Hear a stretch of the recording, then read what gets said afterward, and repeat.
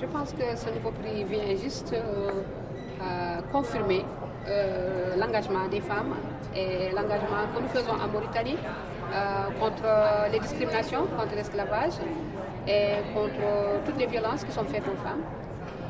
Parce que tout simplement nous voulons créer une société de droit où les droits de tout un chacun est respecté et où il y a des opportunités qui sont données à tous les citoyens mauritaniens qui en principe sont tous égaux devant la loi. Vous avez été considéré pour le magazine Jeune Afrique comme étant au top 50 des femmes les plus puissantes d'Afrique. Et début 80, vous étiez la seule femme à vous inscrire au barreau pour devenir avocate. Vous avez été spécialisée dans la défense des enfants et puis des droits de la femme. Et en 2013, vous étiez encore, bien qu'il y avait d'autres femmes avocates en Mauritanie, vous étiez toujours la seule à plaider en 2013. Est-ce qu'il en est encore ainsi aujourd'hui ? Malheureusement, il faut constater le fait, parce que je suis toujours, même si j'ai été la première femme avocate mauritanienne, je voulais briser le tabou pour dire qu'il n'y a pas de métier où la femme n'a pas le droit d'être et d'exercer, que tous les métiers se valent et que la femme a la capacité intellectuelle et sociale d'appartenir et d'exercer des métiers qui sont exercés par les hommes. Et malheureusement, jusqu'ici, même si j'ai eu effectivement une quinzaine de femmes qui m'ont rejoint au barreau mauritanien, je suis toujours l'unique et la seule femme qui plaide devant les tribunaux mauritaniens. Et cela me désole parce que tout simplement, on n'est pas toujours jeune et c'est bientôt peut-être la retraite, etc. Et je voudrais bien que la relève soit assurée par mes concitoyennes qui ont fait des études très élevées en droit, qui sont aujourd'hui des docteurs en droit, et qui peuvent parfaitement, de la même manière qu'elles sont devenues des professeurs à l'université, peuvent très bien exercer en tant qu'avocat et plaider devant les tribunaux, effectivement accompagner les personnes qui n'ont pas les possibilités de faire porter leur voix et tout simplement d'acquérir les droits.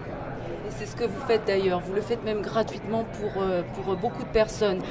Fatima Tambaye, vous avez fait de la prison à plusieurs reprises pour avoir défendu les droits des personnes réduites à l'esclavage. Vous défendez donc beaucoup de ces personnes. Votre expérience en prison, est-ce que cela vous a rendu extrêmement courageuse comme vous l'êtes ? Je pense que le courage, c'est quelque chose, on est avec parfois, et parfois on vit avec, parfois on l'acquiert au cours de notre vie. Et je pense que le courage est une qualité que tout un chacun a, que chacun de nous a au fond de lui-même. Ça dépend des circonstances dans lesquelles on est, où on est obligé d'extirper nous-mêmes et de donner cette force qui nous permet tout simplement de dire non à une situation qui n'est pas acceptable. Effectivement, j'ai été en prison pour mon engagement personnel contre la discrimination, contre l'esclavage, contre l'exploitation des personnes en Mauritanie. Et je pense que c'est une force que j'ai au fond de moi-même, que je continuerai à avoir jusqu'à la fin de mes jours. Mais aussi, je pense que c'est une force qui se trouve chez toutes les femmes mauritaniennes et tous les Mauritaniens qui sont épris de justice et de paix en Mauritanie et qui vont lutter contre les inégalités sociales. Bien sûr, la prison, ça m'a permis aussi de comprendre comment les gens vivent à l'intérieur de la prison, quelle est leur impression, comment on les traite, pourquoi elles sont là, qu'est-ce qu'elles ont commis comme crime qui leur a permis, en tout cas, qui a fait d'elles des personnes bannies de la société qui sont enfermées à l'intérieur de la prison, mais qu'est-ce qu'elles vont tirer en sortant de la prison comme expérience afin de repartir d'un pas pour construire une nouvelle vie. Je pense que tout ceci réuni m'a permis, moi, de vouloir continuer à travailler auprès de ces personnes qui sont des démunies, des personnes qui ont besoin d'être accompagnées, mais des personnes qui ont besoin surtout d'être écoutées. Est-ce qu'il y a encore beaucoup de prisonniers politiques en Mauritanie ? Oui, à ce jour, nous pouvons dire qu'il y a des personnes, pour moi, c'est des défenseurs des droits de l'homme qui sont en prison, parce qu'aujourd'hui, même si l'État de Mauritanie lutte contre l'esclavage, a adopté des lois contre l'esclavage, il n'en reste pas moins que des défenseurs des droits de l'homme contre l'esclavage sont aujourd'hui emprisonnés en Mauritanie. Je voudrais parler de Biramda Abeid et je voudrais parler de Brahim Oulbilal, qui sont aujourd'hui encore en prison pour avoir dénoncé l'esclavage foncier en Mauritanie. Et je pense que ce n'est pas quelque chose qui est acceptable aujourd'hui. Nous sommes au XXIe siècle et l'esclavage est une des tares les plus horribles de notre histoire et je pense que la Mauritanie doit en tout cas lutter contre ces derniers bastions de la déshumanisation de la personne et afin que toutes ces personnes retrouvent leur liberté, retrouvent leur dignité. Vous luttez également pour la participation des femmes à la vie politique. Vous faites de nombreux ateliers au sein de votre association. Où en est-on en Mauritanie, au niveau du Parlement, au niveau du gouvernement? Est-ce qu'on a des quotas? Est-ce qu'on a une loi sur la parité ou non? En 2006, nous avons travaillé durement dans les commissions de concertation, dans des réunions de concertation avec le gouvernement, avec les ministères, etc., pour pouvoir effectivement obtenir un quota suivant les milléniums, comment dirais-je, les objectifs du millénium de 2015.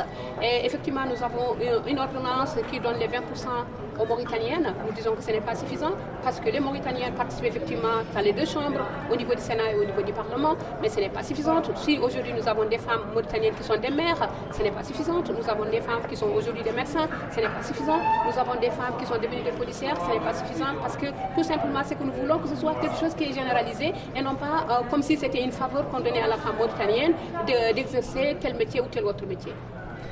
Fatimata Mbaye, vous avez été mariée de force à l'âge de 12 ans. Et vous avez dit, suite à cela, ma révolte a commencé là. Oui, effectivement, ma révolte a commencé là et je pense que c'est une page de ma vie qui me permet aujourd'hui de comprendre effectivement toutes ces femmes qui ont été mariées très tôt et toutes ces petites filles qui vont encore continuer à être mariées à cet âge-là et à qui on vole tout simplement leur enfance. Fort heureusement, j'ai eu des parents qui sont merveilleux, qui m'ont aidé, particulièrement ma mère, qui m'ont aidé à continuer mes études, qui m'ont aidé à élever mes enfants. Et aujourd'hui, je suis fière de ce que mes enfants sont et je suis fière de ma mère. Et aujourd'hui, votre lutte contre le mariage des enfants, où en est-elle? Est-ce que c'est difficile en Mauritanie? C'est toujours difficile parce que même si nous avons une loi, la loi de la famille qui fixe effectivement l'âge du mariage à 18 ans, il n'en reste pas moins que c'est une pratique qui continue encore dans nos sociétés parce que tout simplement les sociétés ne sont pas informées, les personnes ne sont pas informées de l'existence de cette loi et même s'ils sont informés de l'existence de cette loi, souvent on marie la petite fille sous prétexte que c'est son intérêt supérieur.